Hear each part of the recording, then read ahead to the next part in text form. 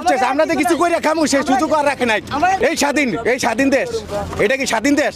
মানুষ একটা কিছু করার আগে মানুষের একটা সুযোগ দেওয়া প্রয়োজন, সেই সুযোগটা কি দেওয়া হয়েছে আদৌ? ভাই কিছু বলতে পারুম না, সব শেষ। ওখান থেকে চুরি করুম, চিন্তাই করুম, মানুষ মারিয়ে টাকা লম, এটাই কাজ। আমগরে যত হালাল ভাবে ব্যবসা করতে দেয় নাই, কিছু বলার আর সুযোগ নাই। আমরা এখন চুরি চিন্তাই করুম, ডাকাতি করুম, মানুষ নাকি গুলিস্তান দেয় টাকা লইয়া দাম মুখা। আমার 5টা গাড়ি, একটা গাড়িও বাঁচাতে পারি না। মাল যদি দিদি মাল নিয়ে থাক, ছাত্ররা এবং পুলিশ সেনাবাহিনী সবাই মাল নিয়ে থাক, কি করুম এই জায়গায়? আর আমার বাসার লোক অসুস্থ, আমি হাসপাতাল, আমার ফোন দিয়ে বলছে আইয়া দেখি সব গাড়ি ভাঙ্গিয়া আলাইছে। 5টা গাড়ির আমাদের এখান থেকে দৈনিক 50 টাকা করে টাকা নেওয়া হয়। তারা যদি আমগরে বলতো কালকে যে ভাইয়া তোমরা এখানে রাখো না, এখানে অভিযান চলবো, আমরা এখানে রাখতাম না, আমরা অন্য কোনো জায়গায় ব্যবস্থা নিতাম। আমাদেরকে কোনো বলা, কোনো সুযোগ দেয় নাই তারা। আমি বলছি মালগুলো নিয়ে যাক, আমার দুঃখ নাই।